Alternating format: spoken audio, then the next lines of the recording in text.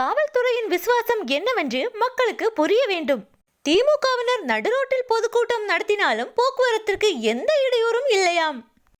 தலைவர் விஜய் அவர்கள் வரும் 13ஆம் தேதி முதல் தமிழகம் முழுவதும் சுற்றுப்பயணம் மேற்கொண்டு மக்களை சந்திக்க உள்ளார். திருச்சியிலிருந்து தனது சுற்றுப்பயணத்தையும் தொடங்க உள்ளார். இதற்கு அனுமதி கொடுக்காமல் ஆளும் கட்சியின் ஊதுகுழலாக மாறியுள்ளது தமிழக காவல்துறை. மக்களிடம் பெரும் செல்வாக்கை இழந்து வரும் ஆளும் கட்சி யாருக்கு பயப்படுகிறதோ இல்லையோ தமிழக வெற்றி கழகத்தை கண்டு பயத்தின் உச்சத்திலே இருக்கிறது.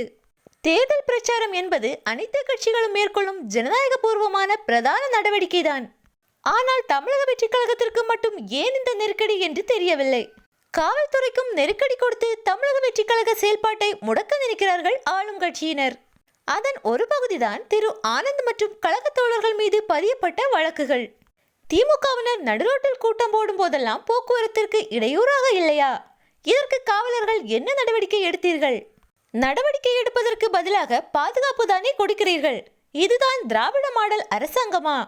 அது மட்டுமில்லை, தமிழக வெற்றி கழக தோழர்கள் பிளக்ஸ் வைத்தால் பொதுமக்களுக்கு இடையூறாக இருப்பதாக கூறி அப்புறப்படுத்தினீர்கள்.